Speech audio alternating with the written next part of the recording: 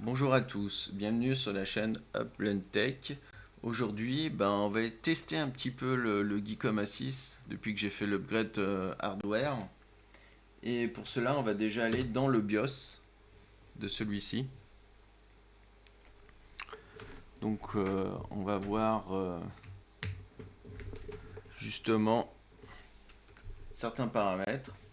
Donc, je vais aller voir dans le côté avancé ce qu'il y avait. Et on peut voir, tac tac, Power Mode. Donc, le Power Mode, il y a Performance Mode. Et nous allons activer le Performance Mode, car j'avais oublié que ce détail. Là, il y a UMFA Frame Buffer Size. On va le mettre au taquet, au 16 maintenant. Et là, on va pouvoir... Alors, pourquoi fixer mode? On va pas fixer, on va le laisser en mode automatique.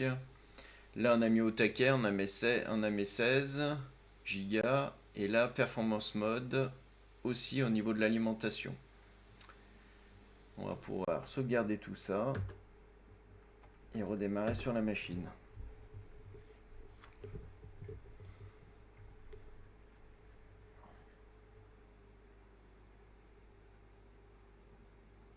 Donc là, on démarre tranquillement.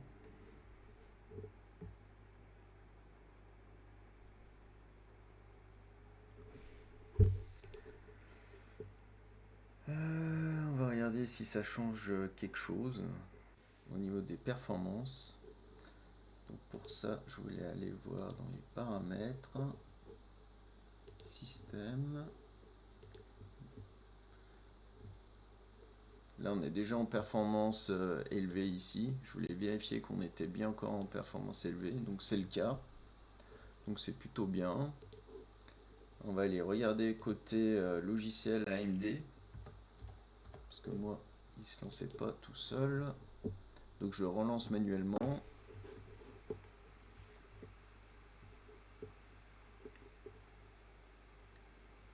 Donc ça prend toujours un petit moment, ce logiciel à se lancer.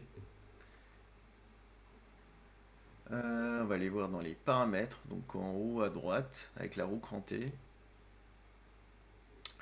Là, on voit qu'on a 4 Go de RAM ici. On a un peu plus que la dernière fois qu'on a fait nos essais. Donc à voir hein, si ça joue pas mal. On est à jour au niveau des logiciels.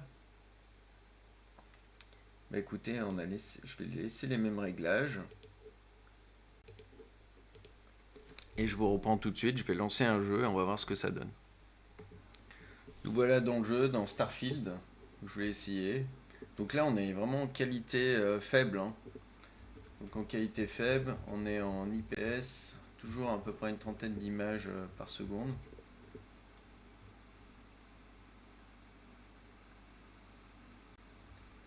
Il souffre un peu le Geekom là. Ça souffle hein, derrière. Si vous n'avez pas de casque, vous allez l'entendre souffler, c'est moi qui vous le dis. Hein. Il souffre un peu, mais c'est jouable. Hein. J'ai l'impression que c'est quand même plus jouable. C'est plus fluide. Un petit peu plus fluide que l'autre fois. Et là, on est en qualité faible. Vraiment en qualité faible. On est dans la ville. On va essayer d'augmenter un tout petit peu. Alors, c'est affichage. Là, il y a les qualités. On va faire intermédiaire. On va mettre en niveau intermédiaire ou élevé, je sais pas. Bon, on va mettre intermédiaire déjà et voir ce que ça donne. Donc là, on retourne sur le jeu au niveau intermédiaire. On est quand même en Full HD. Hein. Faut pas oublier qu'on est quand même en Full HD.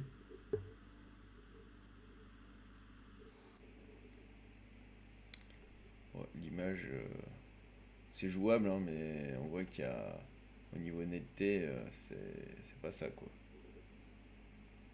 Mais on a quand même 20 images par seconde, à peu près. Donc on peut avoir un peu de sensation de latence quand même en passant en intermédiaire. je recommande pas d'aller au-delà de intermédiaire, je pense. Voire laisser tout le temps en faible, que ça soit plus gérable. On va essayer l'affichage en baissant un tout petit peu là, on va essayer de passer en, si on peut faire en 720p. Je sais pas ce que ça vaut en 720p, j'ai jamais essayé.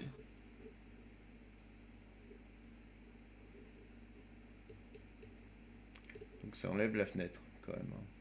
Si vous faites ça.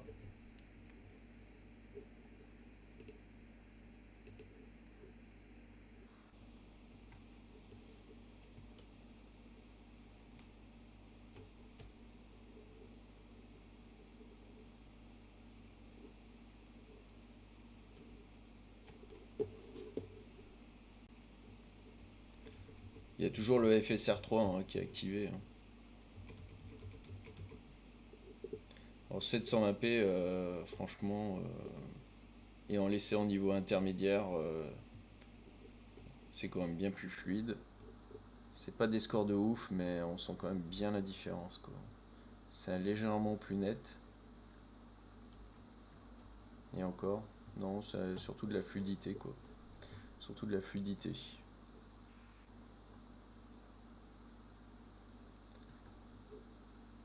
Bon, on va retourner en affichage normal, et puis je vais essayer avec un autre jeu. Je vous reprends tout de suite. Allez, on est reparti là, dans Counter-Strike. Bon, bien sûr, je me fais tirer dans le dos pour changer. Redémarrage. Ok. Bon, là, on joue super bien, hein, je vous le dis. Je suis pas très bon à Counter-Strike, j'avoue. C'est juste surtout pour faire les tests que j'ai fait ça. Et vous voyez, on peut vraiment jouer. On a 60 à fond, là, en Full HD. Et non, non, on peut jouer, hein. Pas de problème.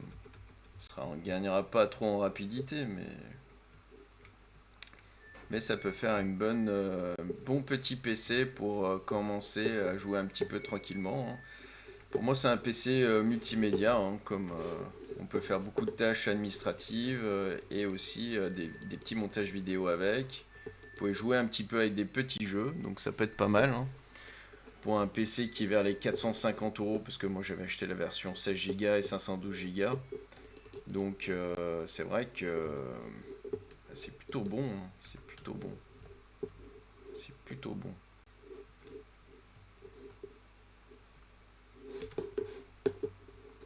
J'ai plutôt intérêt à tirer court là, avec le fusil à pompe là. Mais on voit bien que la machine elle est à l'aise là. On voit bien que ça fonctionne bien. Ça fonctionne bien. C'est difficile de parler et de jouer pour moi.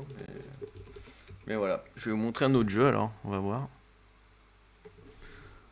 Allez, on est de retour sur un autre jeu vidéo, hein, le Battlefield 2042. On va voir comment il se comporte maintenant qu'il a beaucoup plus de mémoire sur le côté PC. J'ai l'impression que c'est un peu mieux quand même, hein. J'ai l'impression que c'est un peu mieux. Là, alors je suis en 1000. Je suis quand même en Full HD, hein, en 1080p là. Je ne l'ai pas encore basculé en 720p pour voir ce que ça donne.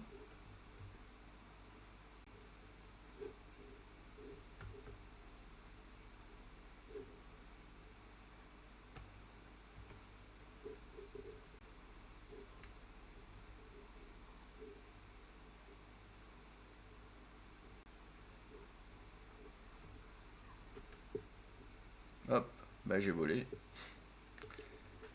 Alors, pourquoi à chaque fois que je meurs, ça fait sauter? Ça, je sais pas pourquoi. Voilà, ça fait tout planter. C'est assez étrange. Ce jeu, il fait, vous mourrez et vous sautez. C'est assez étrange.